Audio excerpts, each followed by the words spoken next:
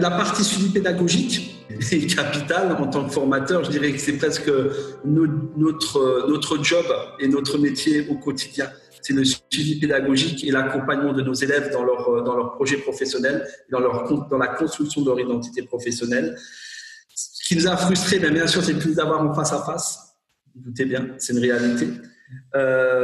Mais alors, il existe des outils autres, comme le téléphone. Donc, on a fait beaucoup de suivi téléphonique pour permettre l'expression des difficultés, des ressentis. Ça, c'était quelque chose qui était important pour les encourager. Ça, c'est important aussi, les rassurer, voir où ils en sont dans leur développement de compétences, parce que même si finalement il y a ce contexte Covid, il ne faut pas oublier que ce sont des apprenants en formation et qui sont là pour développer des compétences et pas dans le but d'abattre une tâche, mais vraiment dans le développement de compétences. Donc là aussi, on les a accompagnés par rapport à ça. Et alors même si on les écoutait, si on les rassurait, on n'est pas psychologue, on est formateur à la base. Et je n'ai pas les compétences d'un psychologue. Après, ce qui est à souligner, c'est que on a mis en place maintenant depuis à peu près 2 ans au niveau des instituts de formation en santé de Saverne la possibilité pour nos apprenants de faire appel à un psychologue. En cas de difficulté, quelle que soit la difficulté. Et ça, c'était bien avant le contexte Covid. Voilà. Et je trouve que c'est pour nous, formateurs facilitants, parce qu'on peut effectivement proposer une solution à un élève qui pourrait être en difficulté de ce côté-là et qui dépasse donc nos compétences de formateur et d'accompagnant en termes de pédagogie. Voilà. Après, les élèves en termes de suivi pédagogique nous ont envoyé, là où ils étaient frustrés, c'était pas de nous voir en présentiel, J'insiste aussi pour le suivi pédagogique. Et pour nous aussi, peut-être en termes de suivi pédagogique, qui était peut-être difficile. Certains élèves sont venus spontanément vers nous aussi, pas tous. Et on se dit que peut-être certains n'ont peut-être pas osé exprimer leurs difficultés, leurs ressentis. Et ça, c'était pas évident. Même si à un moment donné, on appelait tout le monde systématiquement, mais c'est pas pour autant qu'ils expriment leurs ressentis à ce moment-là. Ce qui était aussi important, c'était, alors dans l'enseignement théorique, c'était l'adaptabilité et la modification par rapport à certaines évaluations, parce que je le mets en lien avec les enseignements théoriques. Et là, il a fallu qu'on s'adapte, puisqu'on n'avait plus le droit d'aller sur le terrain, vous savez, pour les mises en situation professionnelle. Donc, il a fallu qu'on trouve d'autres moyens. Et donc, ça a aussi demandé, finalement, aux élèves de changer, je dirais, de stratégie qu'on avait annoncée au départ, qui était indiquée, je dirais, dans le référentiel de formation. Et là, il y a quelque chose d'hyper positif, parce que je prends l'exemple du module 3 où on avait demandé notamment pour une partie une démarche de soins, et on a eu des démarches de soins hyper abouties de la part de nos élèves. C'est-à-dire qu'on a trouvé qu'il y a eu un gros travail de fait. C'est pas quelque chose qui a été pris à la légère. Et là, justement, on a trouvé des élèves hyper impliqués par rapport à ça. Et c'était vraiment des démarches personnalisées. On a été agréablement surpris par rapport à ce qu'on aurait pu voir peut-être sur le terrain. Alors, est-ce qu'il y avait plus le stress de la mise en situation professionnelle sur le terrain? Je ne sais pas. Enfin, il y a plusieurs hypothèses possibles, parce qu'on se dit finalement ils l'ont travaillé à la maison, mais si on avait été dans le cas d'une MSP, ils pouvaient aussi travailler ces documents à la maison, mais finalement on n'aurait peut-être pas eu ces mêmes résultats. Et ça, c'est quand même quelque chose de surprenant, et voilà. C'est pour ça qu'on a quand même trouvé, je trouvais des gens qui étaient impliqués, des élèves qui étaient impliqués.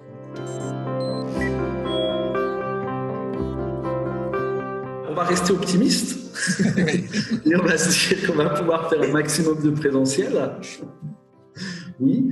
Après, je dirais que on a eu de la chance dans notre institut de formation depuis le mois de septembre, donc 2019, d'avoir.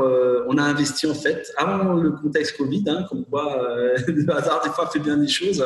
On a investi dans une plateforme et dans une plateforme donc numérique et dans un site internet. Donc, c'est-à-dire que nos élèves aides-soignants en fait peuvent se connecter à un espace pédagogique. Avec un identifiant, un mot de passe, etc. Voilà. Tous nos cours sont mis en ligne. Donc, mais ça, je précise, c'était même avant le contexte Covid. Donc, on est quand même dans cette continuité-là. Et donc, ça, c'est quelque chose de positif. Ça, c'est quelque chose qu'on va continuer et on y a trouvé tout notre intérêt. C'est une réalité. Après, On diffuse aussi tout ce qui est planning, etc. par ce biais-là. Et donc, ça, c'est vraiment facilitant. Après, ce qui était important, je pense, et c'est quelque chose qu'il faut garder en tête, c'est d'être cohérent d'un point de vue formateur. On a cet outil numérique, mais le but, c'est que s'il y a cet outil numérique, il ne faut pas que l'élève aide-soignant se perde dans cet outil numérique. Voilà. Et qu'on soit justement en cohérence au niveau de l'équipe pédagogique, qu'on fasse des choix. Alors, nous, on avait fait des choix là pour ce contexte Covid qui nous paraissait intéressant, c'est-à-dire que pour chaque séquence de cours, les élèves aides-soignants avaient une fiche consigne avec vraiment les consignes qui étaient données pour chaque séquence. Et ces fiches consignes, elles avaient toujours la même forme. Le contenu, bien sûr, dépendait de l'intervention, mais c'était toujours la même forme. Voilà. Et ça leur permettait vraiment de se retrouver. Donc, ils cherchaient cette fiche consigne dans le module correspondant et ils savaient ce qu'ils devaient faire par rapport à telle ou telle séquence. Ce qui était important pour nous aussi, c'était de varier les méthodes pédagogiques. On a utilisé aussi bien la visualisation de PowerPoint, on a utilisé la visualisation de vidéos, on a utilisé des quiz, on a utilisé des analyses de situation, voilà, une lecture d'articles et de revues professionnelles. Ça, c'était aussi important pour nous. Et je pense que c'est quelque chose vraiment qu'il va falloir aussi conserver. Justement, même si on était déjà dedans, mais peut-être encore le renforcer, vraiment développer ces différents moyens. Et finalement, ces fiches consignes, si on était confronté, je pense, à une nouvelle vague, comme on dit, ces fiches consignes, elles seraient présentes toujours. Ça, c'est quelque chose qui est essentiel pour nous. Ce qui changerait, c'est qu'effectivement, là, si on est sur une période de rentrée, c'est différent.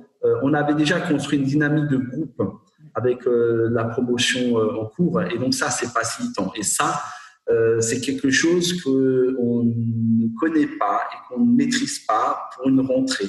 Comment arriver à impulser une dynamique de groupe à distance dès l'entrée en formation? C'est d'avoir effectivement aussi des supports numériques et des outils numériques qui soient vraiment adaptés, qui soient peut-être plus performants. Le serious game, c'est quelque chose qui peut être intéressant dans le sens où ça permet, c'est quelque chose dans lequel on investit, je dirais, mais qui permet d'être utilisé à n'importe quel moment.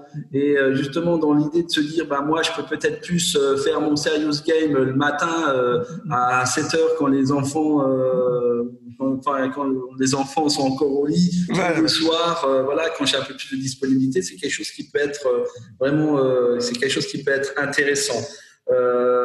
Après, ce qui est important aussi, je pense, dans justement les cours à distance, c'est qu'il faut toujours conserver, je pense, le partenariat avec les professionnels de terrain et qu'on arrive toujours à les intégrer dans la formation pour qu'ils puissent partager leurs expériences. Et là aussi, il faut les accompagner en disant, je pense, dans l'utilisation des outils numériques, etc., qu'est-ce qui est possible de faire. Et ça, je pense, c'est essentiel. D'avoir des outils numériques et d'avoir des supports style plateforme, comme j'ai évoqué tout à l'heure, ou, une connexion Internet peut-être plus stable dans les instituts de formation ou peut-être même à domicile pour justement les apprenants qui des fois partagent des connexions, et ça, c'est pas facile et ça, on l'a pas mesuré. C'est vraiment quelque chose qui serait à développer. En sachant aussi, il y a quelque chose peut-être qui a précisé, c'est que pour nos élèves aides-soignants, peut-être aussi leur apporter une aide parce que tout le monde n'a pas les moyens d'investir dans un ordinateur récent, etc., qui soit performant. Même si on se rend compte que la plupart de nos élèves ont des smartphones, des ordinateurs, etc. Mais ça peut être une problématique quand même pour certains élèves et être vigilant par rapport à ça, être attentif de manière à ne pas exclure des apprenants de la formation. C'est essentiel. C'est un public qui n'a pas forcément des moyens énormes, et donc je pense que là, il va falloir aussi réfléchir à l'aide qu'on peut leur apporter dans ce sens-là.